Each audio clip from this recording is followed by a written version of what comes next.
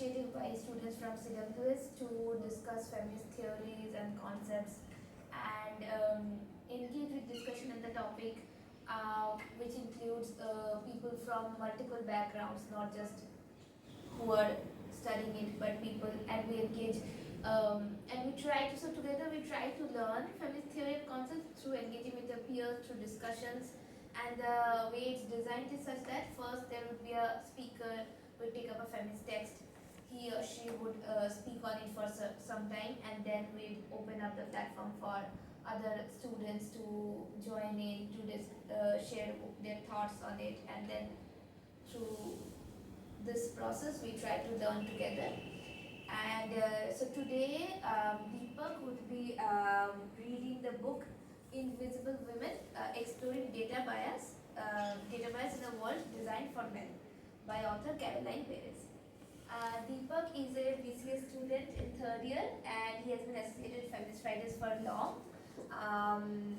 Although he's young, he is quite adept at feminist theories, and we are very happy to see young people being interested in such issues and concepts. So he suggested that he reads this book and talk about it in detail. Yeah, so he can take over from here. Okay, so welcome everyone. First of all, thank you for coming. It means a lot for me.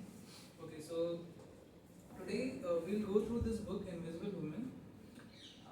And before I start with the book, I should thank who gave me this book, Ishani Didi. She was our PFI fellow, teacher India fellow when we were in 9th and 10th. He was also my schoolmate. So when we were in 9th and 10th, Ishani Didi volunteered to teach us.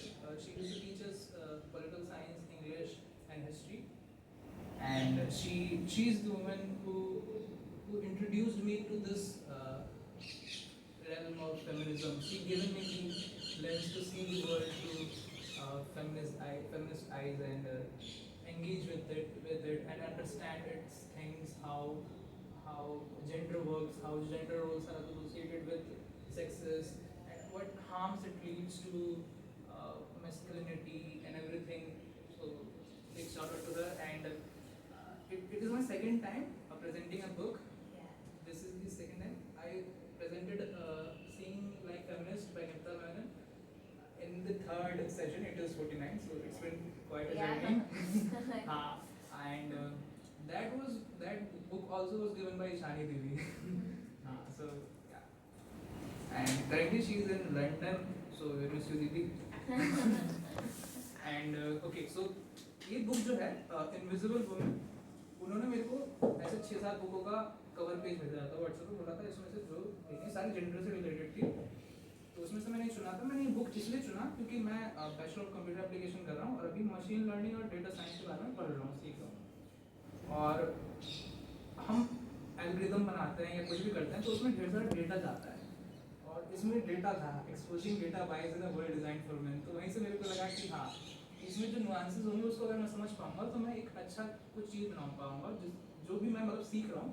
क्योंकि वो जो एकदम technical चीज़ें हो रही हैं उसमें थोड़ा एथिकल अंडरस्टैंडिंग, थोड़ा नहीं बहुत एथिकल अंडरस्टैंडिंग भी ज़रूरी है। जैसे कि मेरे को याद आ रहा है,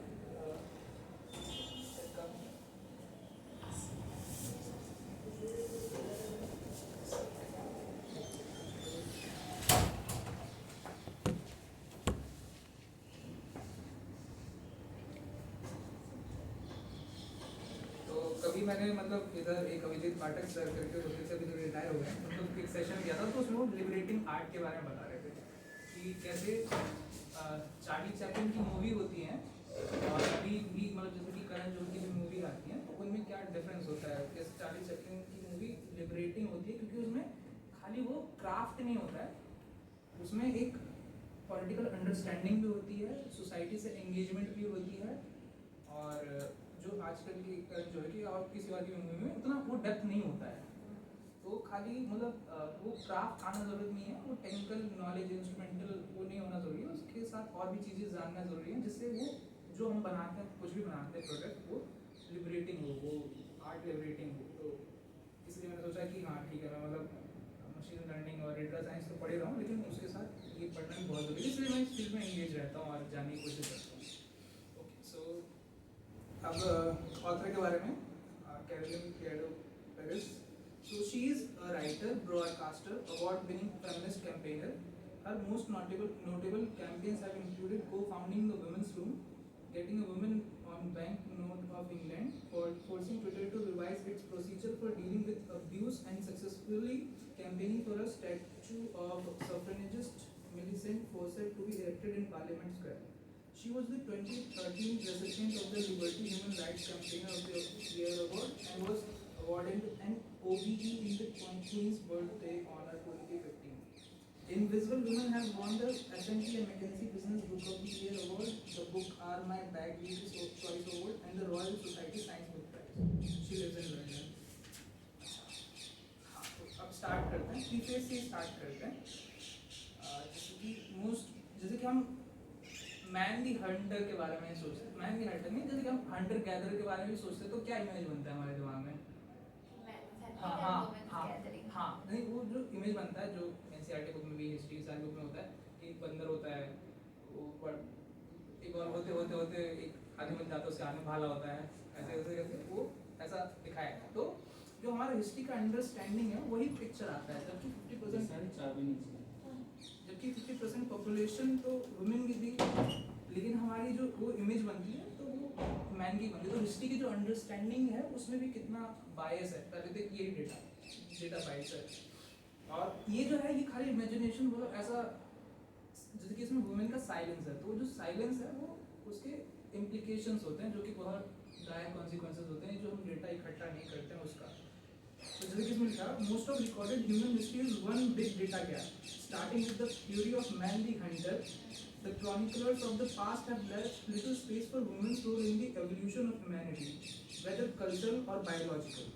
Instead, the lives of men have been taken to represent those of humans overall. When it comes to the lives of the other half of humanity, there is often nothing but silence. And these silences are everywhere. Our entire culture is riddled with them. Films, news, literature, science, city planning, economics. The stories we tell ourselves about our past, present and future, they are all marked, disfigured by female-shaped absent presence. This is the gender data gap.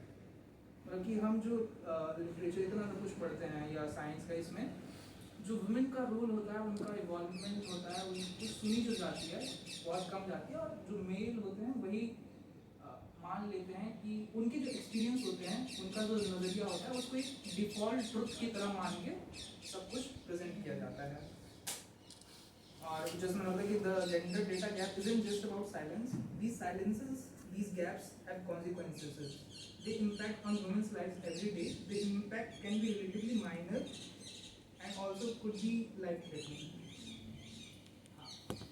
और हाँ, मतलब structure, एक चीज़ के बारे में भूल गया था कि स्ट्रक्चर क्या रहेगा, कि जैसे अभी मैं कुछ पढ़ूंगा, मैं हाईलाइट करके लाया हूँ, और फिर उसके बाद एक डिस्कशन होगा जिसमें हम कैसे इससे रिलेट कर पाते हैं, हमारे ऑब्जर्वेशंस क्या हैं, इसके क्रिटिक क्या हैं और क्वेश्चंस क्या हैं। तो हार्ड क्वेश्चन पूछिएगा मेरे से, क्योंकि मेरे पास बैकअप है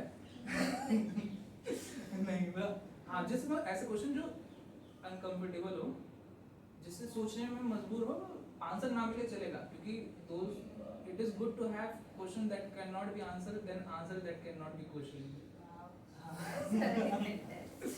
तो हाँ, क्वेश्चन तो पूछना है और उसी से ही लर्निंग होती है। और आगे बढ़ते हैं। हाँ, एक ये भी कि one of the most important thing to say about gender data gap is that it is not generally malicious or even deliberate. मतलब कि कोई जानबूझ के नहीं करता है, quite the opposite. It is simply the product of way of thinking that has been around for millennia and is therefore a kind of not thinking, a double not thinking. Even men go without saying and women don't get to say it at all, because when we say human, on the whole we mean men. So हाँ, now coming to the introduction part, यहाँ पे चालू होता है कि the male, unless otherwise indicated approach to research seems to have infected all sorts of ethnographic fields. कि जब हम हिस्ट्री की खोज कर रहे होते हैं, कुछ भी हड्डी कुछ भी मिलता है हमें ऐसा अवशेष, तो जब तक वो उसमें क्लियरली वो फीमेल का ना हो, तब तक ऐसा मान के चला जाता है कि मेल का ही है। और इसका एग्जांपल दे रखा है इसमें, जैसे कि even humans bones are not exempted from male unless otherwise indicated thinking. We might think of human skeletons as being objectively either male or female and therefore exempt from male default thinking. We should be wrong. We would be wrong. For over 100 years, a 3rd or 10th century Viking skeleton known as the Birka warrior had, despite possessing an apparently female pelvis, being assumed to be male because it was buried alongside a full set of weapons and 2 sacrificed horses. हाँ फिर और despite these grave contents indicate that the occupant had been a warrior and a warrior meant male. Archaeologists put the numerous reference to female fighters in Viking lore down to mythical embellishments. But although weapons apparently trend the pelvis, but when it comes to sex, they don't trump DNA. And in 2017, testing confirmed that these bones did indeed belong to women. तो जैसे कि एक 10th century के Viking का हड्डियाँ मिली थी और उसमें पेल्विस बोन्स में वुमेन का पेल्विस का वो था देखने को, लेकिन उसको फिर भी नहीं मान रहे थे क्योंकि वो सोच रहे थे कि वेपन्स है वो मेल ही वॉरियर होगा। अब वो सेंचुरी ओल्ड था, अभी 2017 में उसका डीएनए टेस्टिंग हुआ तो फिर तो कंफर्म को मानना ही पड़ा कि हाँ भाई। तो कैसे हमारा हिस्ट्री खाली वो पिक्चर ही नहीं है जो मैं बोल रहा था, ये इन सब ये भी हिस्ट्री को जानने का तरीका है और इसमें भी कैसे हमारी डेटा वाइज होता है।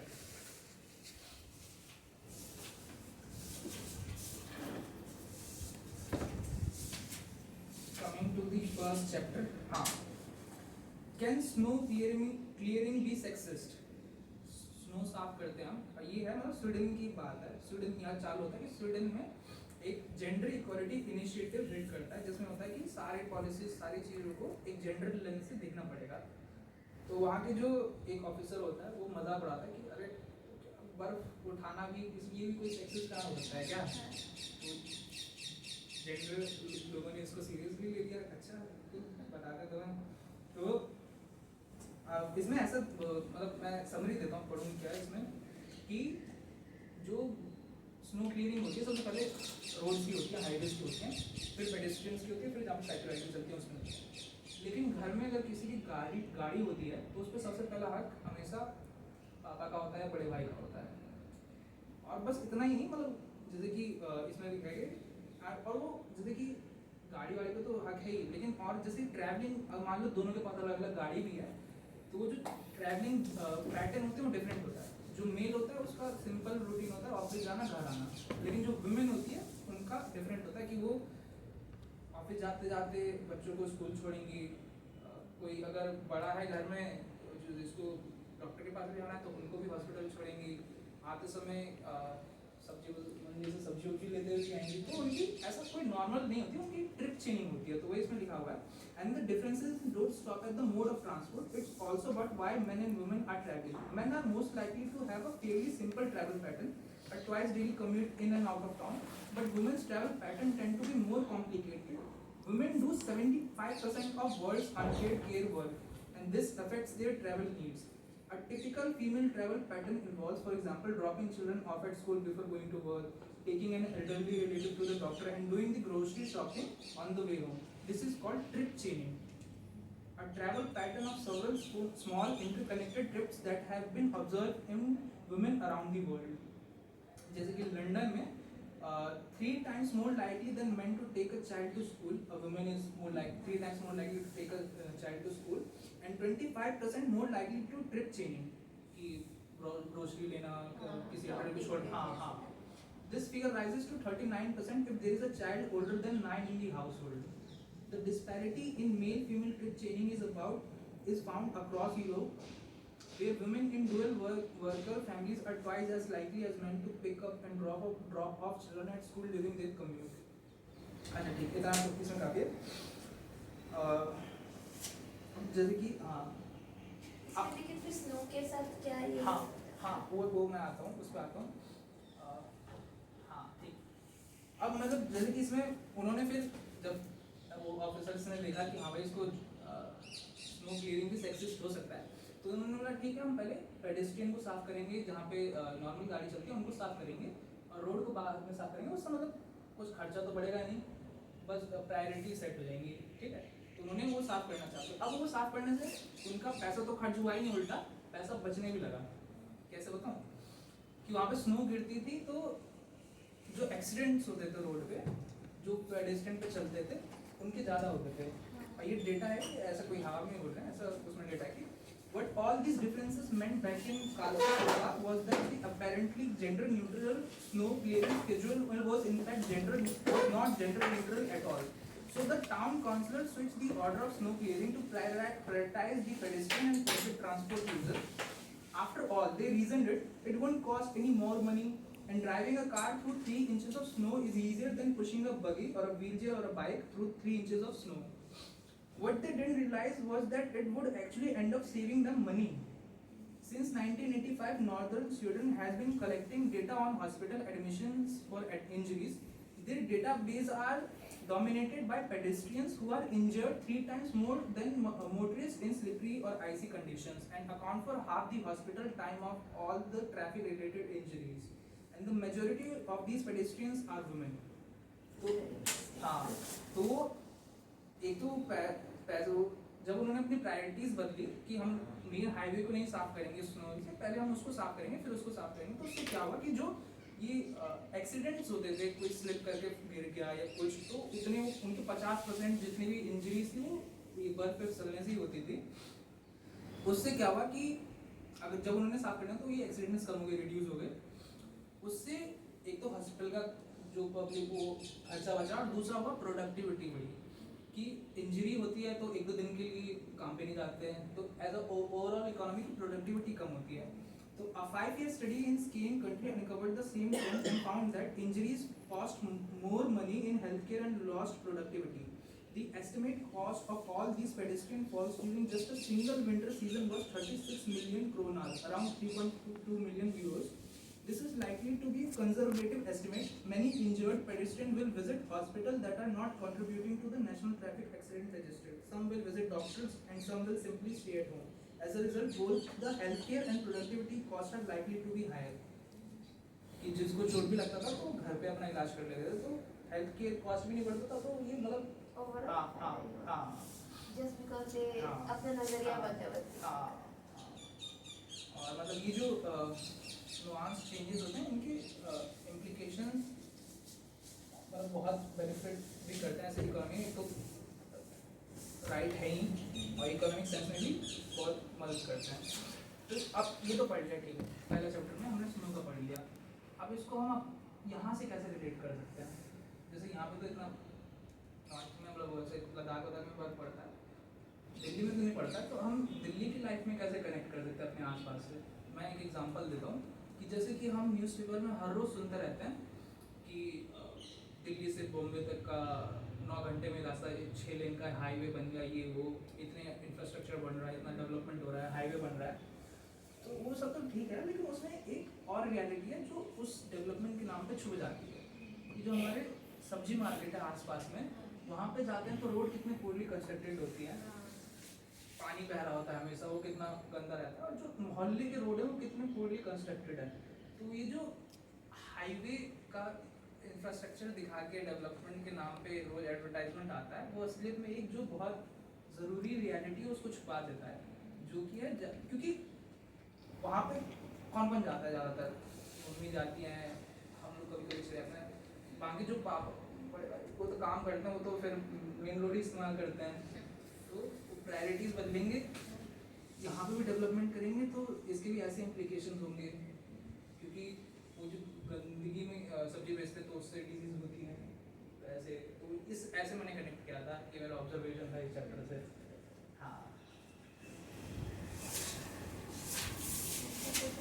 हाँ, अब आते हैं second chapter, gender neutral with urinals. In April 2017, veteran BBC journalist Samaira Ahmed wanted to use a toilet. She was at a screening of I'm Not Your Negro at London's famous Barbican Art Centre, and it was the interval.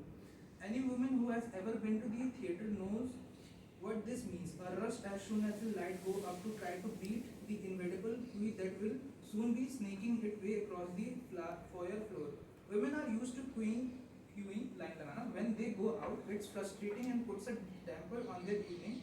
No nice interval chit chat about the snow show with friends over a drink. Just dull, tedious lining up, occasionally leavened by the knowing eye rolls they share with their fellow waiting women. But this evening was different. मतलब एक PVC की journalist Samaira Ahmad जिसको rest room इस्तेमाल करना था, लेकिन वहाँ पे रेस्ट रूम में बहुत लाइनें लगी रहती थी.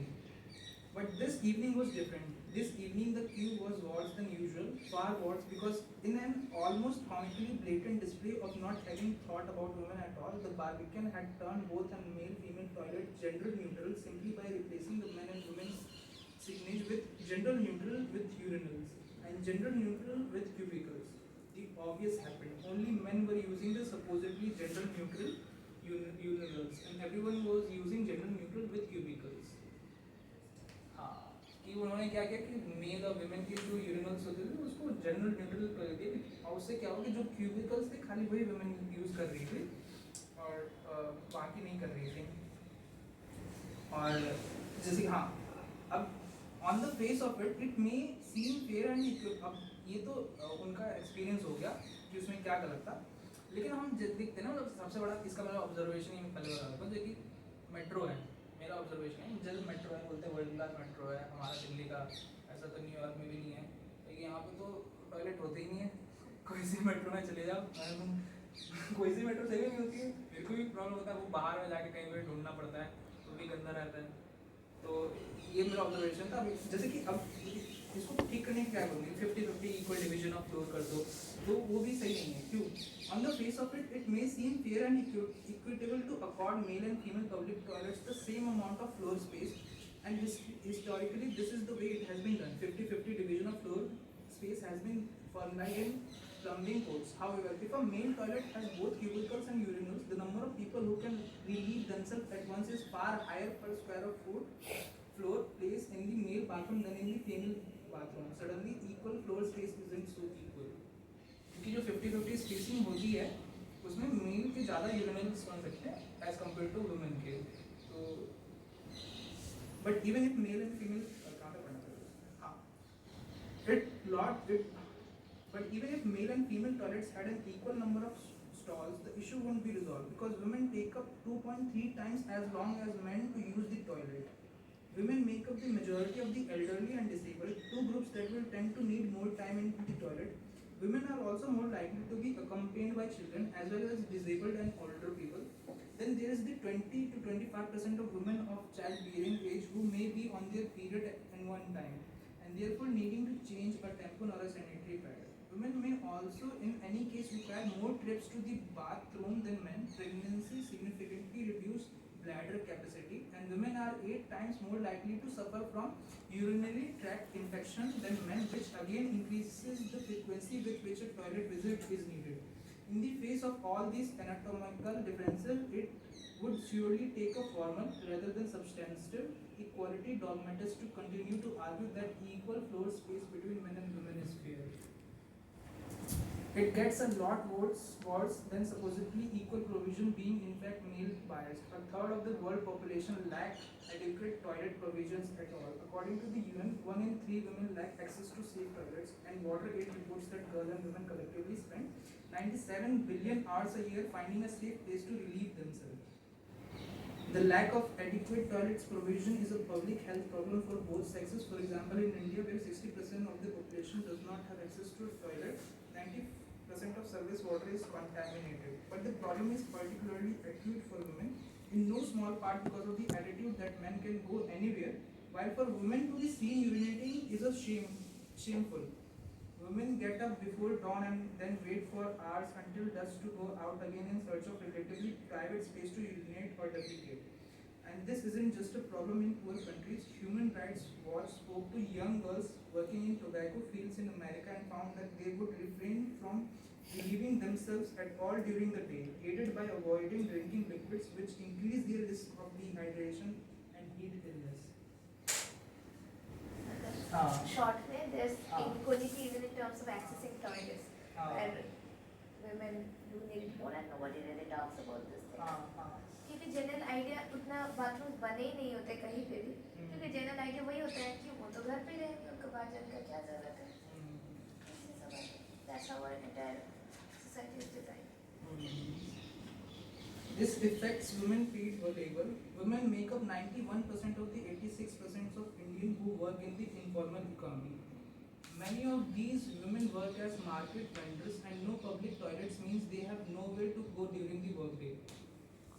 In Afghanistan, female police officers go to the toilets in pairs because their changing and toilet facilities described by an international advisory to Human Rights Watch as a site of harassment often have peepholes or doors which don't lock. The lack of safe toilet provision in fact often prevents women from joining the force at all. And this is in turn has had a significant impact on how the police respond to crimes against women and girls. जैसा बताइए कि जैसे अफगानिस्तान में toilets जो होते हैं उनकी हालत बहुत ख़राब होती है, वो उनकी कुंडे नहीं लगते हैं और साफ भी नहीं होते हैं, तो जो वुमेन होती हैं वो पेड़ में जाते हैं कि उनको हरासमेंट ना सहनी पड़े. और इन लैक ऑफ रिसोर्सेज की वजह से वुमेन फर्स्ट प्लेस में ऐसे ज्वाइन नहीं करती पुलिस फोर्स को, जो कि फिर वुमेन के साथ कैसे मेल ऑफिसर्स ट्रीट करते हैं उसको इन्फोर्स करती है. तो जैसे ये यूरिन का प्रॉब्लम जाके सोसाइटी का एक वुमेन का हाँ प्रॉब्लम हो जाता है. और मेरे को मतलब श्री भाई ने बोला था कि जो पॉइंट तुम्हें सही लगे इम्पोर्टेंट पॉइंट हर चैप्टर से हेडलाइन कर लेना. तो मैंने हेडलाइन करना चालू किया तो लगा कि पूरा बुक ही हेडलाइन कर दिया मैंने. फिर भी मैं कोशिश करूँगा कि इम्पोर्टेंट ही पढ़ूँ. हाँ ऐसे तुमको जो स्टोरीज याद है तुम खुद से बस बोलो या फिर बताइए मिल जाओ तो बोलो दोनों, मतलब हाँ टाइम जैसा. हाँ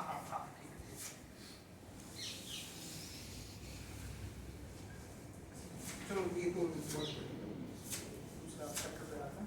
द लॉन्ग फ्राइडे ये भी मस्त है. इसमें अनपेड वर्क का कॉन्सेप्ट होता है, तो उसको एक बार थोड़ा पढ़ते हैं. उसको मैं छोटी करके पढ़ता हूँ, इतना बड़ा नहीं पढ़ता. हाँ, तो क्या होता है कि आइसलैंड में ना 1975 में वुमेन ईयर डिक्लेयर कर दिया जाता है. उसमें एक दिन वुमेन का 24 अक्टूबर को वुमेन डे के तरीके से उधर सेलिब्रेट किया जाता है, कुछ ऐसा होता है.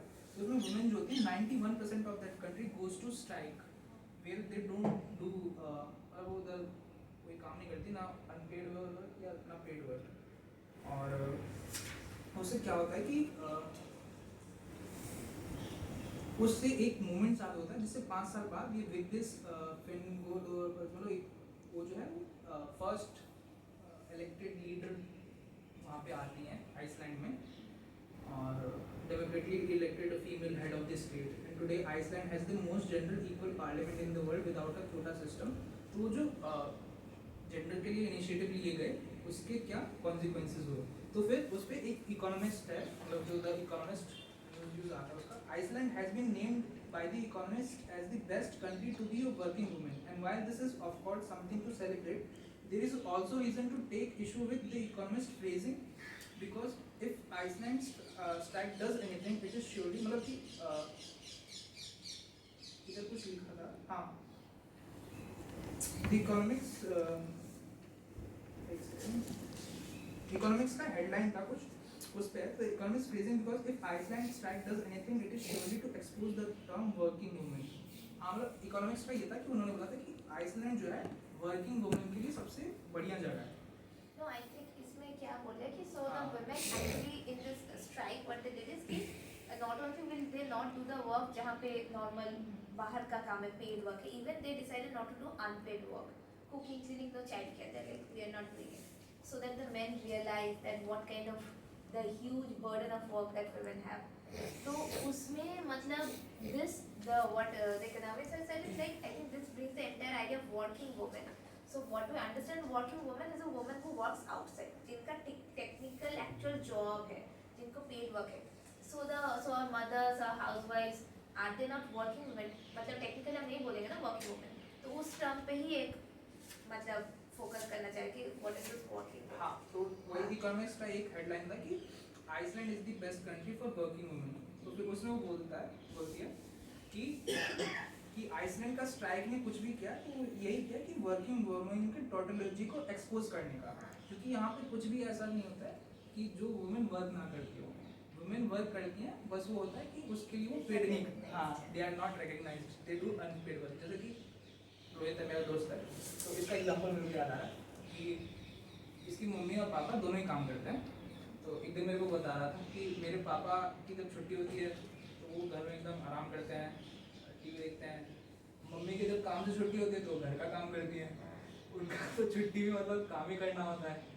तो वैसे ही उससे ये कनेक्ट किया था कि हाँ। और लॉन्ग फ्राइडे में ये पूरा इस चैप्टर में यही है कि कैसे वो जो वर्क हम सोचते हैं कि बड़ा नेचुरल होता है, जैसे कि फिक्स करते हैं ना आवर्स की 40 आवर्स पर वीक होना चाहिए, उसके आगे फिर डिट्रॉइट करने लगता है हेल्थ को, मेंटल हेल्थ को, इन सबको। तो वुमेन मैन में इक्वल 40 आवर्स नहीं होना चाहिए। क्यों? क्योंकि मैन की को अनपेड वर्क नहीं करना पड़ता, उसको जाके खाली 40 घंटा काम पे ही करना होता है। वुमेन को घर पे भी 3 गुना ज़्यादा काम करना है, फिर उसके बाद वहाँ पे जाके 40 घंटा काम करना है। मत के लिए घर का काम तो कोई और कर रहा है। हाँ। There is someone invisible sitting there who is doing the work on his behalf. हाँ, तो यहाँ पे मतलब एक ऐसा टर्म था अनएनकम्पर्ड, मतलब कि वो वर्कर जिनको कुछ, चाहे वो मेल हो फीमेल हो, और उनको घर पे कुछ नहीं करना होता है, तब तो ये एकदम परफेक्ट है कि हाँ 40 घंटा ठीक है, दोनों के आगे फिर मेंटल हेल्थ डिट्रॉइट कर जाती है। लेकिन वो इनवेरिएबली मैन होते हैं जो अनएनकम्पर्ड होते हैं इस हाउस कोड से। तो ये इस चैप्टर में इसको आप लोग पढ़िएगा, बड़ा मस्त है। और नेक्स्ट चैप्टर पे आ रहे हैं, हाँ, द मिथ ऑफ मेरिटोक्रेसी। तो इसका हमने मतलब मेरिटोक्रेसी इसका तो सबको पता ही होगा, इसका हमने थोड़ा थोड़ा लास्ट उसमें डिस्कशन भी किया था, जब मैं बता रहा था कि इंग्लैंड के बैंक नोट पे हिस्टोरिकल फिगर्स की फोटोज लगी हुई हैं, कुछ मैन है कुछ वुमेन है, 5 लोगों की लगी हुई थी, जिसमें से धीरे धीरे करके 3 मैन थे 2 मैन थे, वो उसको भी हटा दिया, तो एक वुमेन बची थी। और वो उसका रीज़न देते थे जो अथॉरिटी में रहते थे कि हम देखो हमारे पास एक पढ़ाई ऑब्जेक्टिव सा मेथड है, हिस्ट्री में जिसने जैसे कंट्रीब्यूशन किया तो उसके हिसाब से हम बैंक पे नोट उनकी फ़ोटो डालते हैं।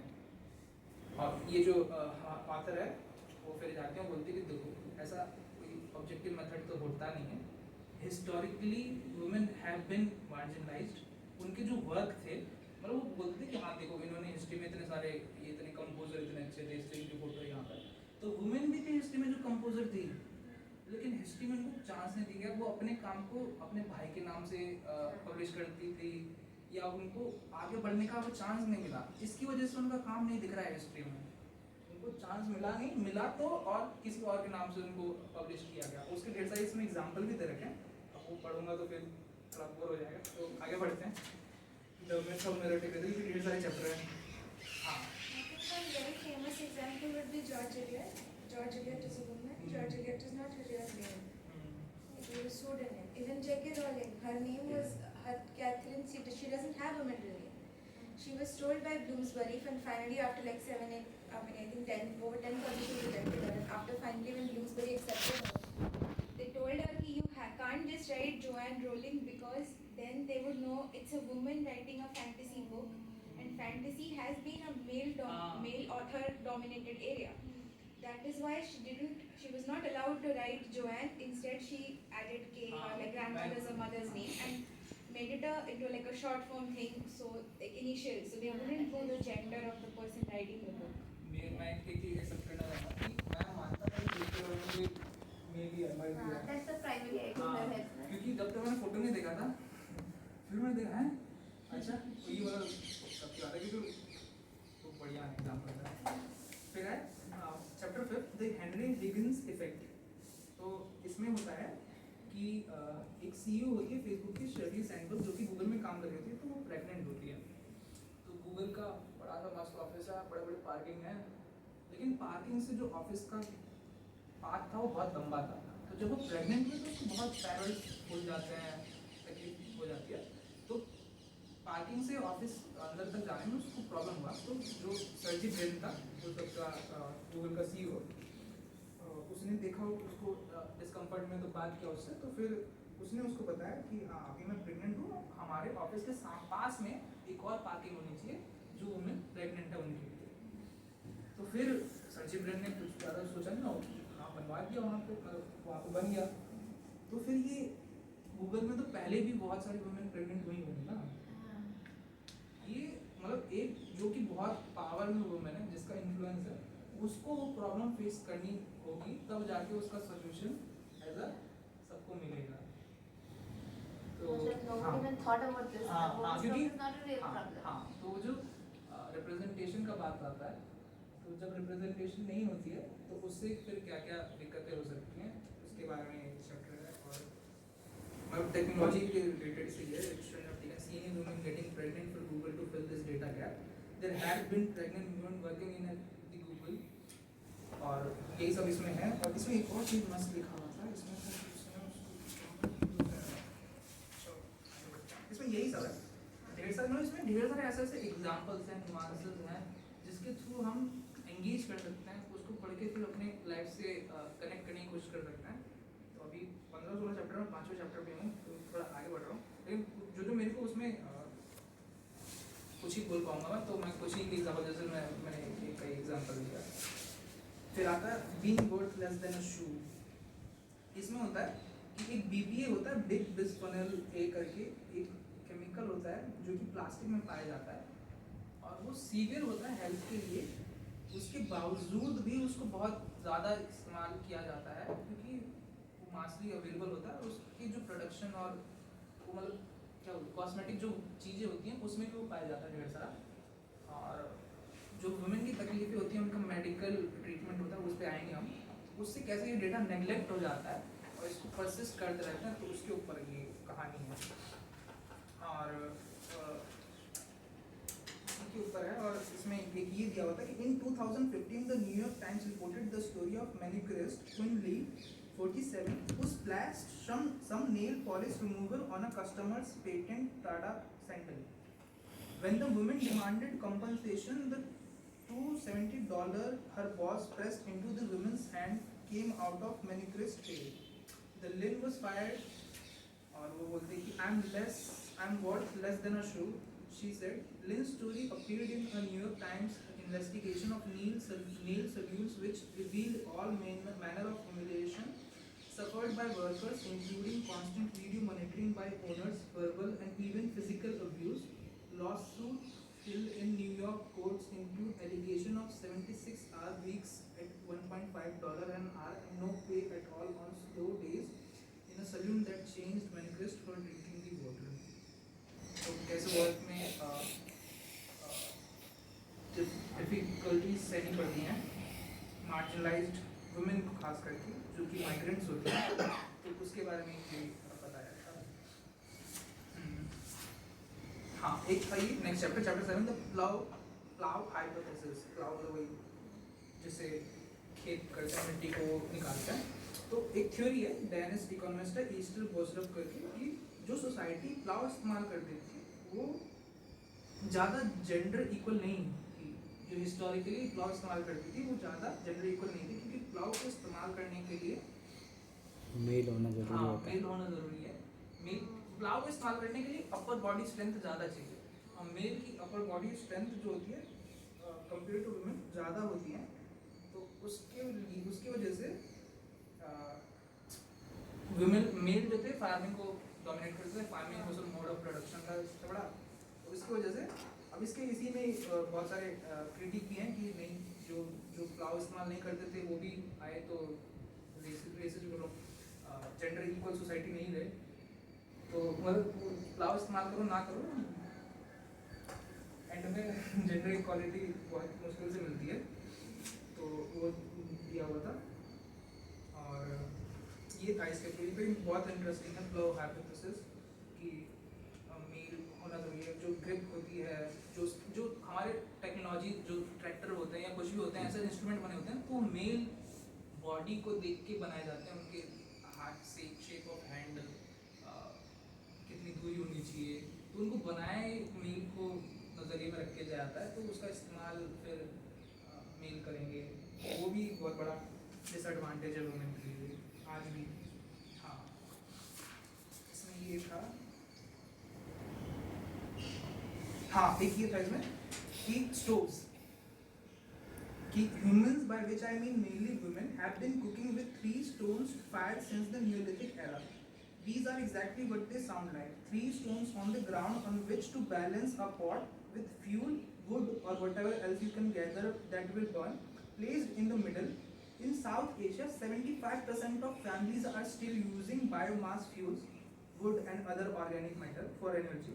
In Bangladesh, the figure is as high as 90%. In sub-Saharan Africa, biomass fuels are the primary source of energy used for cooking for 753 million people. That's 80% of the population. The trouble with traditional stove is that they give off extremely toxic fumes. A woman cooking on a traditional stove is an unventilated room is exposed to the equivalent of more than 100 cigarettes a day, according to a 2016 paper. तो जो पोर countries में stove पे खाना बनाना गांव में भी बनाया जाता है। हाँ। और तो इसमें आगे जाके इसमें बोलती है कि इसका जो है इसके फिर उपाय सोल्यूशन के लिए उन्होंने स्टोव देना चालू किया, जो कि मोर जो ऐसे खतरनाक प्रदूषण नहीं करते थे जो उनको तकलीफ करे। तो उसका रीज़न ये नहीं था कि वुमेन की प्रॉब्लम हो रहा है कुछ, उसका रीज़न ये था कि उसको चलाने के लिए फिर वो वुड कट करती थी, जिससे डिफॉरेस्टेशन होता था और क्लाइमेट चेंज को दिक्कत जाता था। तो उनका प्राइमरी प्रॉब्लम था कि क्लाइमेट चेंज को रोकना है, इसके लिए वो करना है। So they were concerned about women. हाँ, वो वुमेन के बारे में कंसर्न नहीं थे। और जब उनको पता चला कि डिफॉरेस्टेशन का बहुत बड़ा इसमें वो नहीं है, क्योंकि वो तो टूटी हुई सूखी लकड़ी ले के जाती हैं, तो फिर उन्होंने वो सोल्यूशन को तो कम कर दिया। फिर जब हिलरी क्लिंटन आई 2010 में, उसने अनाउंस किया था ये कि formation of global alliance for clean cook stoves, which calls for 100 million additional homes to adopt clean and efficient stoves and fuel by 2020. This is a laudable aim, but if it is to be implemented and women are actually to use the stoves, a lot of work still remains to be done, not least on data collection. तो फिर मतलब Africa में, India में जगह जगह पर stove देने का प्रोग्राम चालू हुआ, लेकिन जब देने भी लगे तो उसमें बहुत सारी प्रॉब्लम आती थी। वो स्टोव देते तो थे, लेकिन उसमें बहुत फ्रेजाइल होता था, वो टूट जाता था क्योंकि उसका कॉस्ट कम रखने था। तो चलो दे दिया। अब वो सोचते थे कि थोड़ा सा ही उसको ठीक कराने का ज़्यादा खर्चा नहीं आएगा, वो करवा लेंगी, लेकिन घर में कुछ भी खराब होता है उसको ठीक कराने की जिम्मेदारी घर के मर्द की होती है। और मर्द जो है फिर उसको ठीक कराने का उतना नहीं सोचता, वो सोचते हैं कि वो बायोमास से लकड़ी वकड़ी से खाना बना लेंगे। और ये इसमें ऐसा लिखा गया, one Indian programme failed because while the new stove worked well in a lab, it required more maintenance than traditional stoves.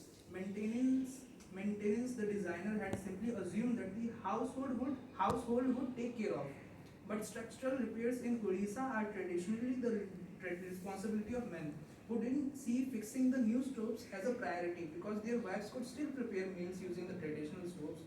So the women went back to using the toxic fume producing traditional stoves, while the new stoves gathered dust in the corners. और इसका फिर solution आया जब women से ही पूछा गया कि इसका क्या सोल्यूशन हो सकता है। तो फिर हाँ नहीं, उससे पहले ये बड़ा मस्त था कि एक अखबार में ये जो प्रॉब्लम आ रही थी, मतलब कि हाँ भाई हम इतना पैसा खर्च कर रहे हैं, इतना कोशिश कर रहे हैं, लेकिन ये सॉल्व भी नहीं हो रहा है, वुमेन तो इस्तेमाल ही नहीं कर रही हैं ये स्टोव को। तो एक अखबार ने ऐसे छाप दिया था कि कि वुमेन मतलब वुमेन प्रॉब्लम है, स्टोव प्रॉब्लम नहीं है। स्टोव को कि वुमेन को सिखाना बहुत मुश्किल है और स्टोव प्रॉब्लम नहीं है। तो उसी पे लिखा हुआ था, उसको मैंने आउटलाइन किया, क्या लिखा था उसको ही आउटलाइन किया कि perhaps silly women obstreperously choosing air pollution for no good reason soon made for a better headline than endemic poverty. कि poverty उनको कुछ नहीं दिखा कि poverty नाम का भी कोई चीज होता है, women it was not seen as कि they were forced to take this decision, क्योंकि वो गधे उनको समझ ही नहीं उनके लिए क्या अच्छा है, इसलिए वो लोग कर रहे हैं। That was the case with those things. इसमें ये फिर आता है chapter 8, one size fits men. तो इसमें एक पियानिस्ट होता है क्रिस्टोफर डोनिसन, पियानिस्ट। वो एक दिन बोलता है, one can divide the world into roughly 2 constituencies, those with larger hand and those with smaller hands. Donison was writing as a male pianist who, due to his smaller than average hands had struggled for years with traditional keyboards, but he could equally have been writing as a woman. There is plenty of data showing that women have on average smaller hands than men, and yet we continue to design equipment around the average male hand as if one size fits men is the same as one size fits all. Wow. तो इसमें ये है, हाँ, इसमें आगे जाके ऐसा आता है कि the reluctance to abandon design that suits only the largest male hand seems endemic. I remember a time back in the early 2000s when it was the smallest handset, जैसे phone या कुछ भी tech से related चीजें that were winning a phone measuring contest. That all changed with the advent of the iPhone and its pretenders. Suddenly it was the all about size of your screen. कि phone के जो छोटे-छोटे phone आते थे पहले, जो कि easily fit हो जाते थे उनके hand में, but iPhone आया जिसमें पूरे उसमें phone में screen ही था, तो उससे फिर कैसा हुआ कि the average smartphone is now 5.5 inch, and while we are admittedly all extremely impressed by the size of your screen, it is a slightly different matter when it comes to fitting into half the population's hand. Not to mention masculine or non-existent pockets, क्योंकि women की pocket भी बहुत छोटी होती हैं. Wow, Major, actually the phone is not designed for me. The average man can fairly comfortably use his device one-handed, but the average woman hand is not much bigger than the handset itself. This is obviously annoying and foolish for a company like Apple, given that research shows that women are more likely to own an Apple iPhone than men. But don't expect to uncover a method to their madness anytime soon, because it's extraordinarily difficult to get any smartphone company to comment on their massive screen fixation. Or in desperation for answer, I turned to Guardian tech reporter Alex. तो वो कुछ लोगों के पास जाती है कि हाँ technology में इसका तुम लोग इसका कुछ करते क्यों नहीं हो, तो एक वो बोलते हैं कि हाँ स्क्रीन बड़ा है, ये उस जिसमें ज़्यादा टेक्नोलॉजी है उसके लिए, तो उसमें he's been told that actually many women opt for larger phone, a trend that was usually attributed to handbags. हाँ handbag, कि women के पास handbag होता है तो उसमें वो फ़ोन रख लेती हैं, लेकिन फ़ोनों में जो जितने भी सेंसर्स होते हैं मेजरमेंट के वॉकिंग के, वो सारे तो हाथ में पॉकेट में रख के मेजर किए जाते हैं ना, हैंड में रख के तो उनका कुछ ज़्यादा फ़ायदा है ही नहीं.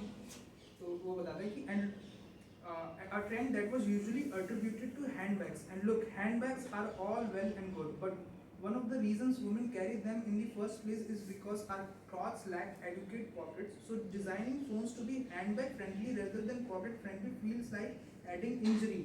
More on this later to insult. In any case, it's rather odd to claim that phones are designed for women to carry in their handbag when so many passive tracking apps clearly assume your phone will be either in your hand or in your pocket at all times, rather than sitting in your handbag on your office desk. और फिर एक और इसमें मस्त जवाब मिलता है कि अब जो फ़ोन के साइज इतने हो गए हैं, अब इससे ज़्यादा नहीं, जो आईफोन के साइज अब जितने हो गए हैं वो 12 से लेके अभी 15 आ गया, उसका साइज उतना ही रहेगा, क्योंकि उन्होंने मेल का जो हाथ होता है उसका भी तो लिमिट है, तो उसका लिमिट को रीच कर लिया, अब इससे बड़े नहीं होंगे. क्योंकि फिर मेल के हाथ में भी आना बंद हो जाएंगे, तो फिर तब जाके that will be तो a आप problem. जो आईफोन के वो छोटे बड़े आपको 15-50 भी आ जाएंगे तब भी वो इतने ही बड़े होंगे. तो वो भी इसमें था. तो वन साइज फिट्स नॉट, और ढेर सारे ऐसे एग्जांपल हैं जो पहले भी मार्क नहीं हैं कि मुझे चैप्टर 9 पे आना है. A sea of dudes. हाँ, when Jenica Alvarez was trying to raise funds for tech startup नया हेल्थ, हाँ एक जेनिका एल्वेज होती है, तो उसका एक स्टार्टअप होता है, तो उसके लिए वो फंडिंग के लिए अलग अलग इन्वेस्टर के पास जाती है, तो उसको बहुत अलग नज़र से देखा जाता है. मैं बता रहा हूँ क्यों. In one meeting, investor googled the product and ended up on a porn site.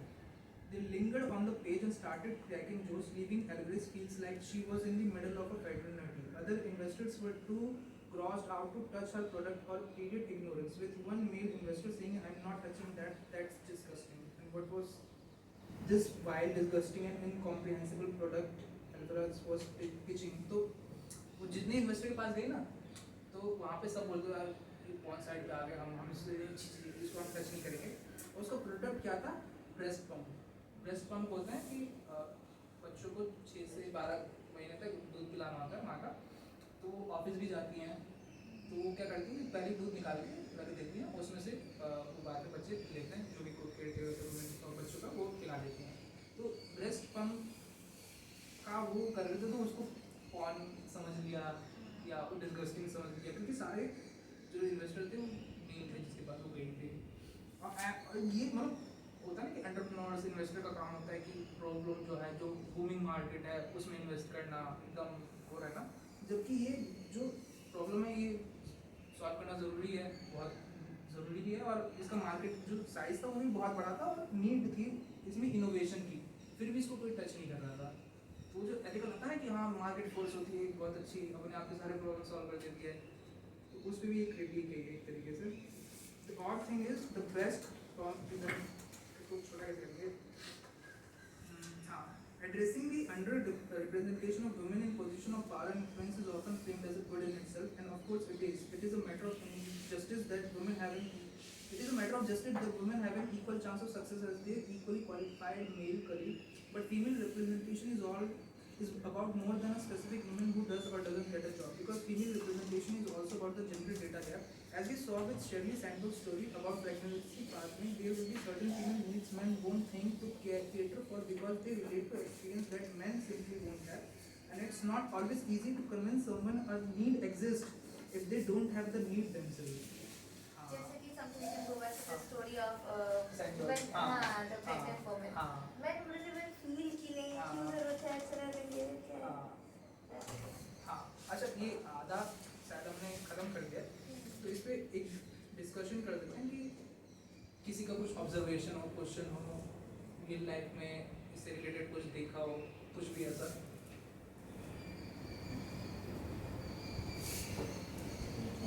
All हाँ I got reminded of that movie, The Great Indian Kitchen. हाँ, me too. Even like about when he's talking about the fixing things. Yeah, the tap हाँ हाँ water leaking or the sink was leaking हाँ. in the movie. Yeah, that's amazing. Has everyone watched that? Yeah. So उसमें क्या होता है? Great Indian Kitchen is like it's a great movie, it's a great feminist movie actually. तो उसमें so the kitchen का काम सारा औरत ही करते हैं, obviously it's their given है, but वही the fixing वाला काम वो मर्द का काम है.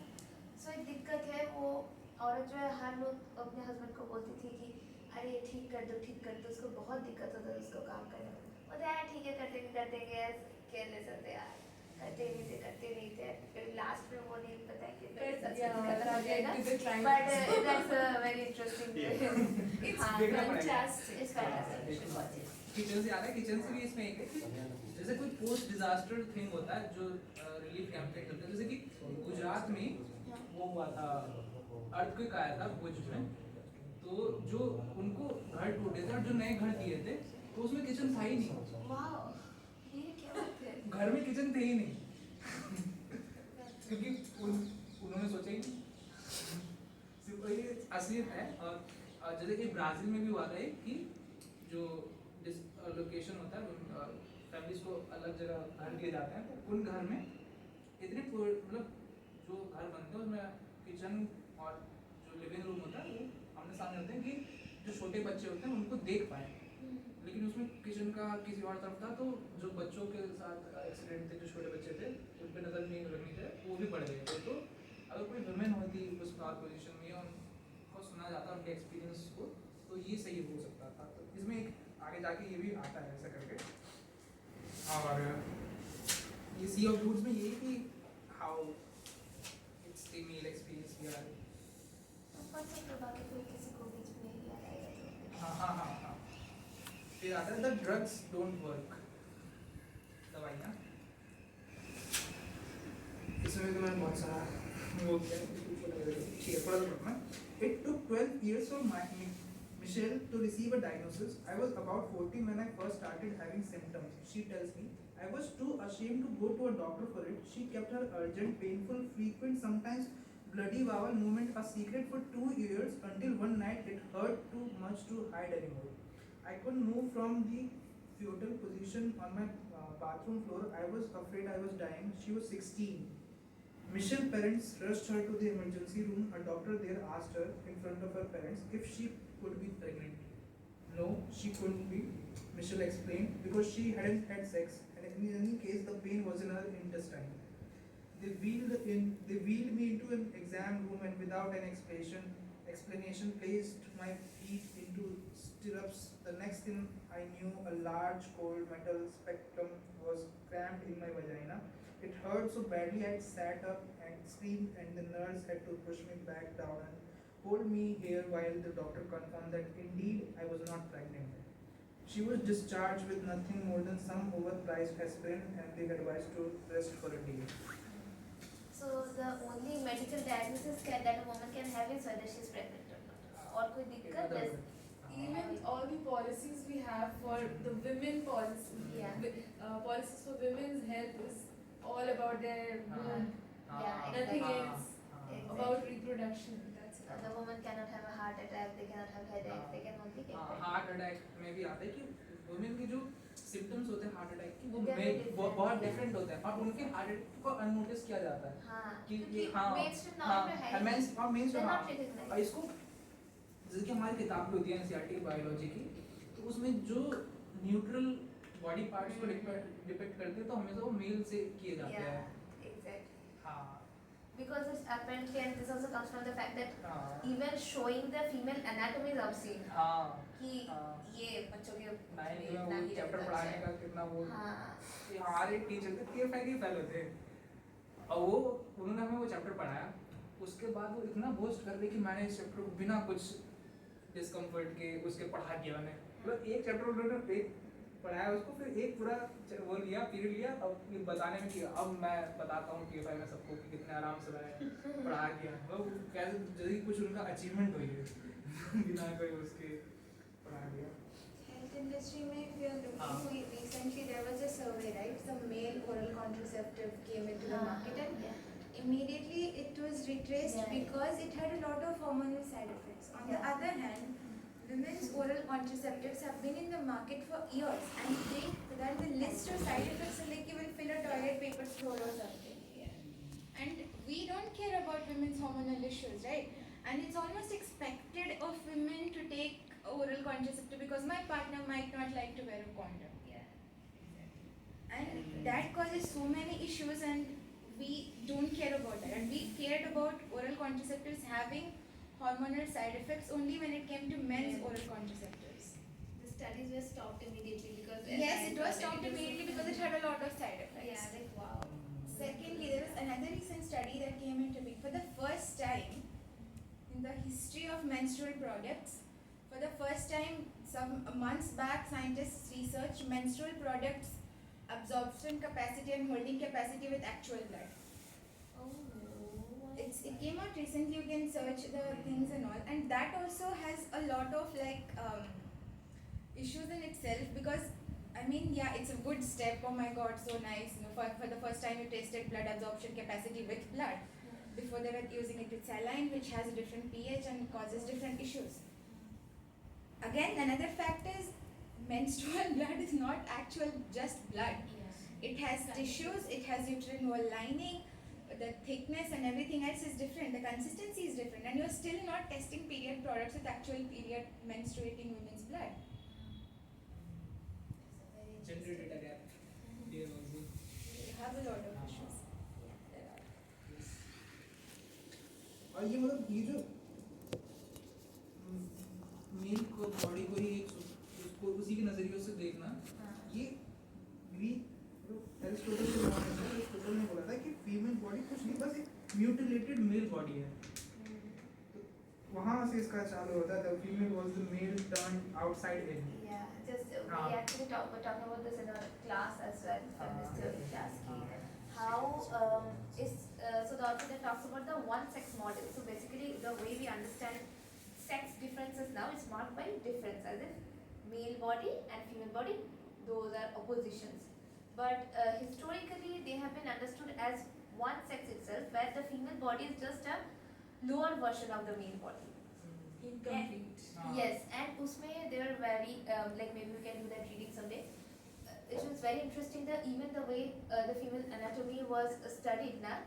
So the reproductive parts of women, say like this, like you've seen the fallopian tubes on the side, and there's this vaginal tract that goes inside. It was ovaries are female testicles yeah, that it was the tract was imagined as a penis, and the fallopian tubes were imagined as balls. Like the female body was imagined as male, मतलब the female हाँ It was very interesting. What do they do in some cases? इसमें लिखा है मैं थोड़ा पढ़ दूँगा. हाँ. The female was the male turned outside in. Ovaries were female testicles. They were not given their own name until the 17th century. And the uterus was the female scrotum. The reason they were inside the body rather than dropped out, as in typical humans for the men, is because of a female deficiency in vital heat. The male body was an ideal woman failed to live up to. Yeah. I like. हाँ. Modern doctors इसमें यही सब ढेर सारा जैसे कि heart attack का वाक्य उसका भी एग्जांपल था और भी ढेर सारी डिजीज हैं जो हमारी दवाइयाँ बनती हैं वो जो टेस्ट होती हैं इनवेरिएबल मेल होते हैं उन पे और फीमेल पे जो उसके साइड इफेक्ट्स होते हैं वो भी डिफरेंट होते हैं तो ऐसे लाइफ थ्रेटनिंग इफेक्ट्स के भी चीज़ें हुई हैं जो कि जेंडर डेटा गैप की वजह से हुई हैं क्योंकि हमने इनवेरिएबली मेल उन पे उसको टेस्ट किया तो उससे क्या क्या ये हुए ये सब इसमें ढेर सारे एग्जांपल हैं ढेर सारा है एक बार नेक्स्ट चैप्टर येंटल सिंड्रोम ये भी उसी से ही रिलेटेड है लास्ट चैप्टर से in the 1983 film Yentl Barbra Streisand plays a young Jewish woman in Poland who pretends to be a man in order to receive an education. The film premise has made its way into medical lore as Yentl syndrome, which describes the phenomena whereby women are misdiagnosed and poorly treated unless their symptoms or disease conform to that of men. Sometimes Yentl syndrome can prove fatal. तो जैसे बात कर रहे थे कि जब तक वो डिजीज जो होते हैं वो मेल को भी ना हुए वो तब वो उनको माना ही नहीं जाता या तो उसको एटिपिकल कुछ अलग बोल दिया जाता है तो इसमें भी वही सारे एग्जांपल्स हैं ADHD जो हाइपर डेफिशिएंट मतलब अटेंशन का जो प्रॉब्लम होता है सब तो उसके रिलेटेड भी अलग अलग मेन वुमेन में अलग अलग वो होते हैं और इसकी जो दवाइयाँ जो मैं बोल रहा था उसके रिलेटेड कैसे डिफरेंट इश्यूज आए थे मैं भूल गया क्योंकि मैं बहुत We can थोड़ा सा मतलब हाँ. it must be common knowledge हाँ by now. One example you can think of is say science has advanced so much. Medicine is like we are saving lives and all. But the very basic thing of every woman's life is period cramps. There actually is not much research or solution to that. It's crazy that how can something be so common to half of the population hasn't been studied enough. There is it really, are we really that backward that we do not have enough medicine or enough treatment for that? That's something to think. Yeah. मेरे chapter 12 आता है a costless resource to exploit तो हमारा जो economic है अगर हमारा economy religion है तो उसका भगवान GDP है तो GDP को मापने का जो स्केल होता है मतलब GDP होता है क्या इसमें ऐसा लिखा हुआ है कि the data collected in range of survey it is a compiled from data collected in a range of surveys and represent the total value of goods जैसे कि how many shoes were manufactured and services how many meals were served at restaurants a country produces मतलब कि कितना produce किया कितना service किया and it also includes how much we all get paid and how much we have spent मतलब government कितना हम कमाए कितना और गवर्नमेंट ने कितना स्पेंड किया उसका पूरा मिला देंगे तो GDP तो एक बड़ा साइंटिफिक चीज सुनने में लगता है लेकिन ऐसा है नहीं क्योंकि हमारा जो GDP है उसको नापने का तरीका सबसे पहले तो ये मापना कब स्टार्ट किया ये मापना स्टार्ट किया 1930 में अमेरिका में जब उसमें ग्रेट डिप्रेशन हुआ था ग्रेट डिप्रेशन हुआ तो फिर गवर्नमेंट ने सोचा कि ये क्यों हुआ है इसके क्या क्या नुआंसेस हैं उसको जानने के लिए हमें इसको नापना ज़रूरी है तो फिर उन्होंने GDP को नापा जिसमें उन्होंने सर्वे किया अपने गुड्स एंड सर्विसेज किया फिर उसके बाद वर्ल्ड वॉर 2 हुआ था तो वर्ल्ड वॉर 2 ने इसको बहुत इन्फ्लुएंस किया था जिस तरीके से हम अपना GDP नापते हैं